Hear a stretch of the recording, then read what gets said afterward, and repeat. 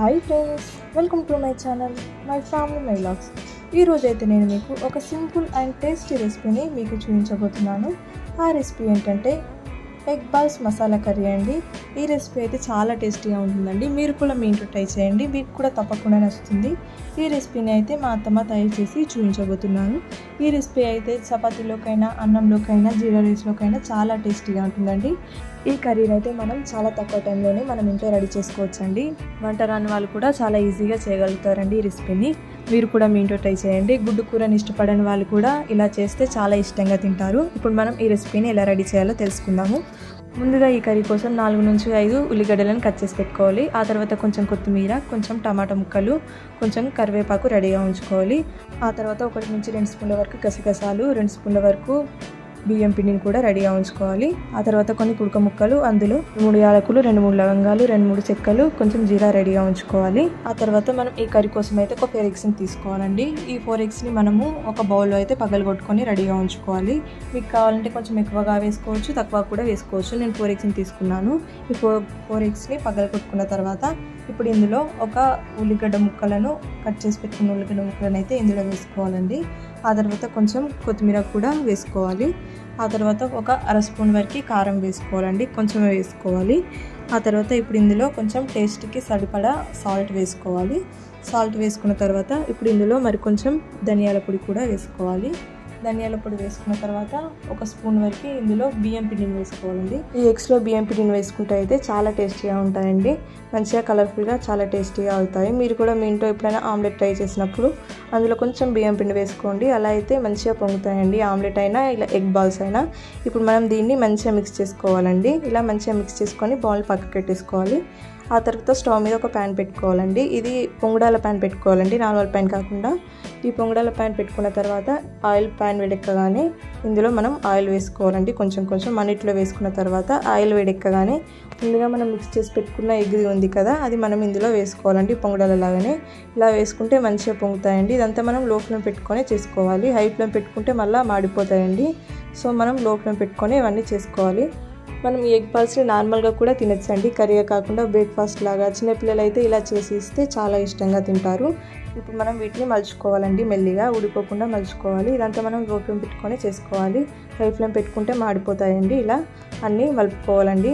ఇప్పుడు మలుపుకున్న తర్వాత ఇందులో మళ్ళీ కొంచెం ఆయిల్ వేసుకోవాలండి. ఆయిల్ ఎంత ఎక్కువగా వేసుకుంటే అంత మంచిగా పొంగుతాయండి బాల్స్ అయితే. ఇలా మనం ఈ బాల్స్ని రెడీ చేసుకోవచ్చు చాలా ఈజీగా. మనం నార్మల్గా ఉడకబెట్టిన గుడ్డని కాకుండా ఇలా ఎగ్ బాల్స్లా చేసుకొని తింటే కనుక కర్రీ చాలా టేస్టీగా ఉంటుందండి. ఎగ్ కర్రీ ఇష్టపడని వాళ్ళు కూడా ఇలా చేసి ఇస్తే చాలా ఇష్టంగా తింటారు. చాలా తక్కువ టైంలోనే మనం ఈ కర్రీని ఈజీగా రెడీ చేసుకోవచ్చు. ఇప్పుడు మనం ఇవి ఫ్రై అయిపోయినాయి కదా, మళ్ళీ ఒకసారి మలుచుకోవాలండి. చూడండి మంచిగా బ్రౌన్ కలర్కి వచ్చేసినాయి. ఇప్పుడు మనం వీటిని ఒక బౌల్లో అయితే పక్కకు పెట్టేసుకోవాలండి. ఇవన్నిటిని పక్కకు పెట్టేసుకున్న తర్వాత మనం మిక్స్ చేసుకున్న మిగిలిన ఎగ్ ఉంది కదా, అది కూడా వేసుకొని ఇలానే బాల్స్లా చేసుకొని వీటిని కూడా పక్కకు పెట్టేసుకోవాలి.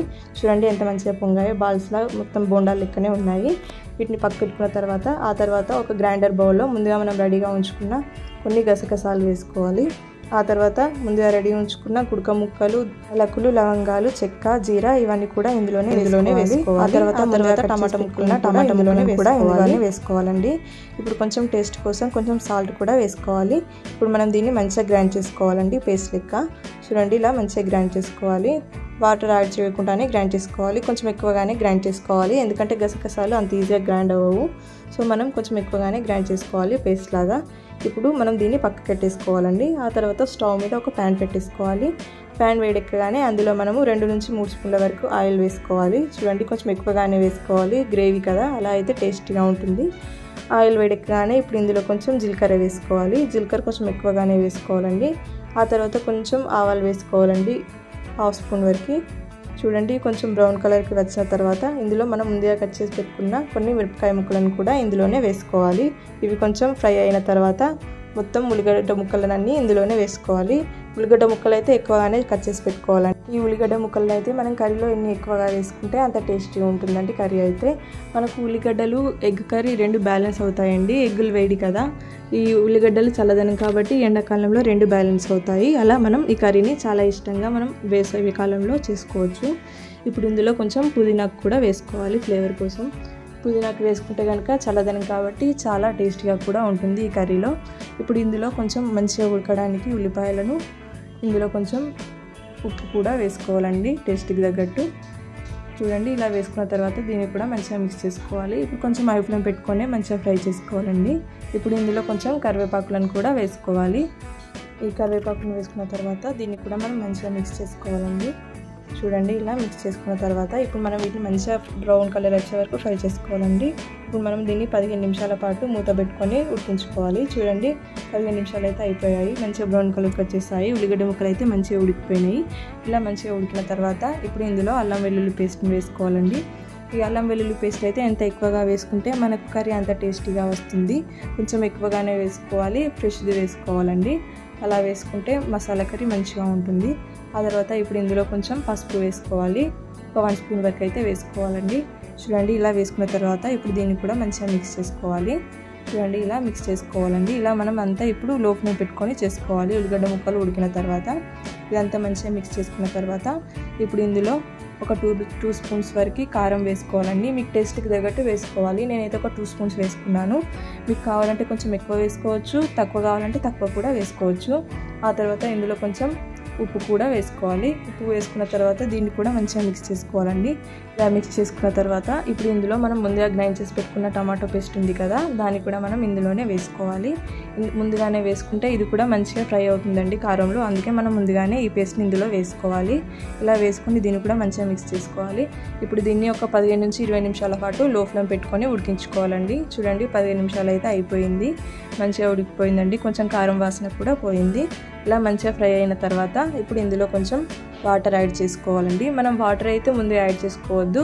మంచిగా కారం వేసుకున్న తర్వాత అది ఫ్రై అయిన తర్వాతనే వాటర్ యాడ్ చేసుకోవాలి. ముందుగా యాడ్ చేసుకుంటే కర్రీ అయితే కారం కారంగా ఉంటుంది. ఇలా మనం గ్రేవీ కోసం అయితే వాటర్ మంచిగా యాడ్ చేసుకోవాలండి. మీకు కావాలంటే కొంచెం ఎక్కువ కూడా యాడ్ చేసుకోవచ్చు. ఇందులో మనం కొంచెం ఫైనల్గా కొత్తిమీర ఆకును వేసుకోవాలి. ఎంత ఎక్కువ వేసుకున్నా అంత బాగుంటుందండి.